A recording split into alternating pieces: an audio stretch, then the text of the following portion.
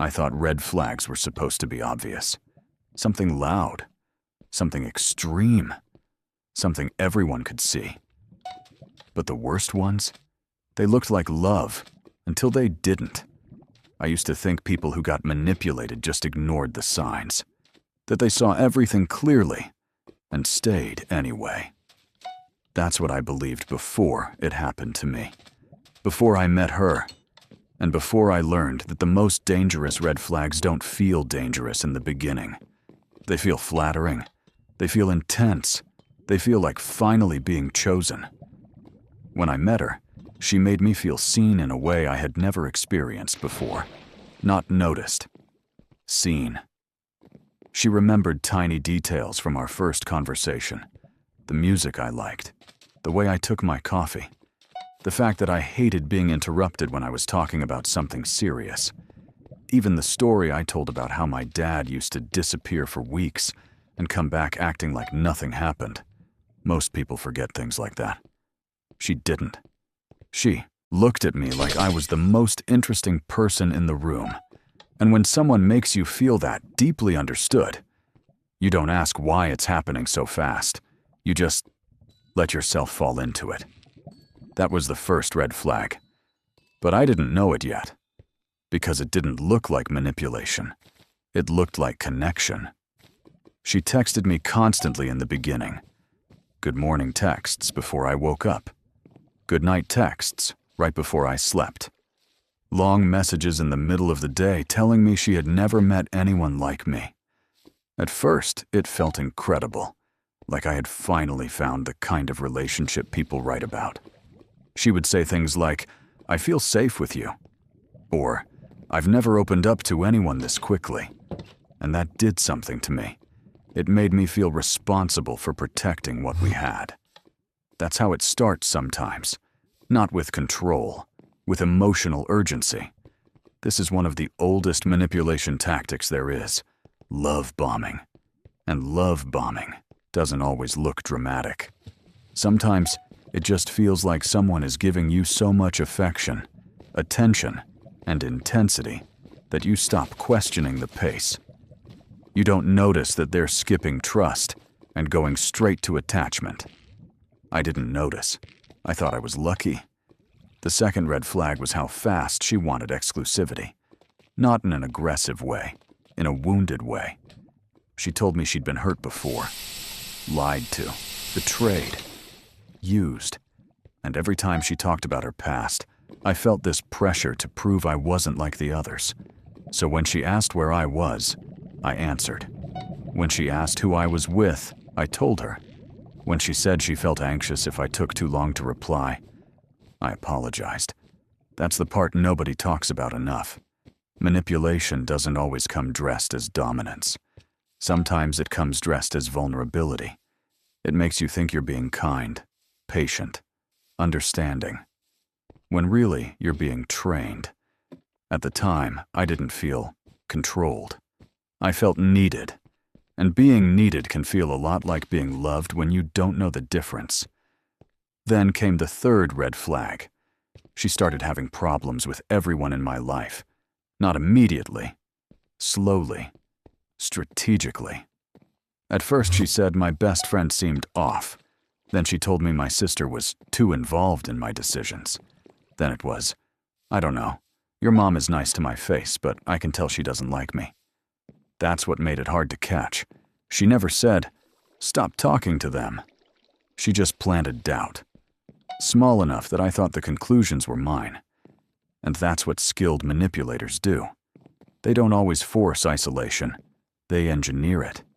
They make your safe people feel exhausting. They make every outside relationship come with tension, conflict, or guilt until staying connected starts to feel harder than pulling away. I remember the first big fight we had. I had gone out with 2 friends from work. Nothing crazy, just dinner. But when I got home, she was cold. Too calm. And honestly, that was worse than yelling, because I could feel that something was wrong. But she kept saying, nothing. I'm fine. If you've ever dealt with someone like this, you know how powerful that is. Silence becomes punishment. Distance becomes a weapon. You start chasing the mood shift before you even fully understand what caused it. Eventually, after hours of me asking what was wrong, she said, "It's just interesting how you had time for them, but not for me." I apologized immediately. That's what scares me now. How fast I apologized. I didn't stop to ask whether I had actually done anything wrong. I just wanted the tension to end. That's another red flag people miss. When peace in the relationship starts, depending on your constant self-correction, you start monitoring your tone, your timing, your wording, your facial expressions, your priorities. Not because you're trying to be better, because you're trying not to trigger punishment. And once that happens, the relationship stops being a relationship. It becomes emotional surveillance. But I was too deep in it to see that. And to be honest, there were still good moments. That's what kept me there. She could still be unbelievably affectionate. After the coldness, after the guilt, after the weird accusations, she would suddenly become warm again. Soft, apologetic, intimate. She'd hold my face and say, "I just care too much." Or, "I'm scared of losing you." And those moments confused me more than the bad ones, because they made me question my own instincts.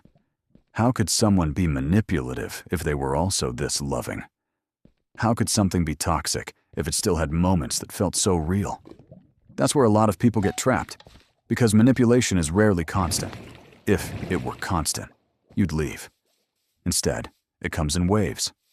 Pain, relief, distance, affection, confusion, closeness. This is called intermittent reinforcement. And psychologically, it's powerful, because unpredictable reward creates stronger attachment than consistent reward. You become emotionally hooked, not just on the person, but on the hope of getting the good version of them back. And once you start chasing that version, you can tolerate almost anything. That's what happened to me. I stopped asking, "Is this healthy?" and started asking, "How do I get us back to normal?" But there was no normal, just cycles. Then came the lies. Small ones at first. Things she said that didn't line up. Stories that changed slightly depending on when she told them. Details that contradicted each other. And every time I pointed something out, she had a way of making me feel ridiculous for noticing. "You're overthinking." That's not what I said. "You always twist things." That phrase, "you always twist things," stayed with me. Because after hearing it enough times, I stopped trusting my own memory. That's gaslighting. Not just lying, not just denying, but slowly destabilizing someone's confidence in their own perception. It doesn't happen in one moment. It happens by repetition, by making you second-guess yourself so often that eventually you start borrowing their version of reality because it feels easier than defending your own. I remember one night so clearly, I found messages on her phone, not even because I was snooping. She had left it open. And the messages weren't technically romantic, but they were intimate enough to cross a line. Inside jokes, late-night conversations, the kind of emotional energy she claimed she only shared with me. When I confronted her, I expected guilt, maybe anger. What I didn't expect was for her to cry, not regular crying, devastated crying. She looked at me like I had betrayed her. She said, "I can't believe you think I'd do that to you after everything I've been through." And somehow, by the end of that conversation, I was the one apologizing. That still bothers me. How easily the truth got reversed. How quickly accountability turned into sympathy for her. That's blame shifting. And people who are good at it don't just escape consequences. They make you feel guilty for even trying to hold them accountable. After that, things got worse, faster. She started criticizing me more openly. My clothes, my work, my friends. even the way I told stories.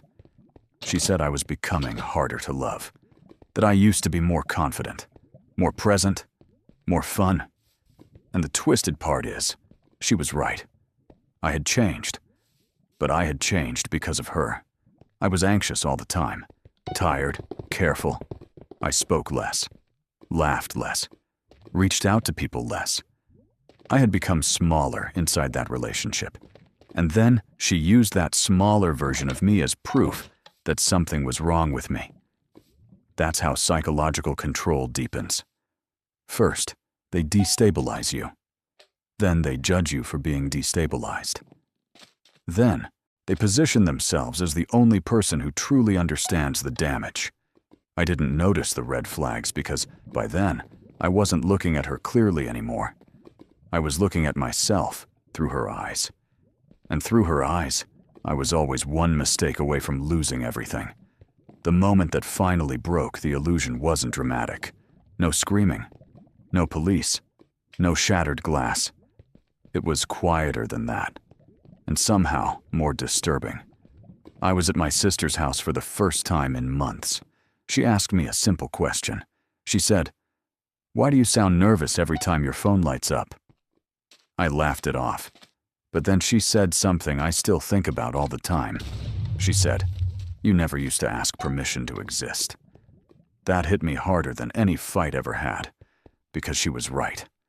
I checked my phone before speaking, before staying out, before making plans, before saying yes to anything. I was managing another person's emotions with every choice I made, and I had been doing it for so long that it felt normal. That's the final stage people rarely talk about, when the control no longer needs to be enforced from the outside, because you've started enforcing it on yourself. That night, I went home and looked at everything differently, not emotionally, pattern-wise. That mattered, because when you're trapped in manipulation, feelings can lie to you. Patterns usually don't. I wrote everything down: the speed of the relationship, the guilt, the isolation, the silent treatment, the inconsistency, the denial, the blame shifting. The way every conflict somehow ended with me apologizing. And seeing it all in one place was terrifying. Because separated, each red flag had looked explainable. Together, they told the truth. That relationship didn't collapse all at once. I left in pieces. Mentally first, then emotionally, then physically. And even after I left, I still questioned myself. That's another thing nobody prepares you for. Getting out doesn't immediately clear the fog. You still miss them. You still remember the good parts. You still wonder if you were too harsh, too damaged, too suspicious. Because manipulation doesn't just control your life while it's happening. It lingers. It echoes. It keeps speaking in your head long after the person is gone. But eventually, the silence got clearer. I started hearing my own thoughts again. I started noticing how calm life felt when I wasn't constantly bracing for someone else's mood.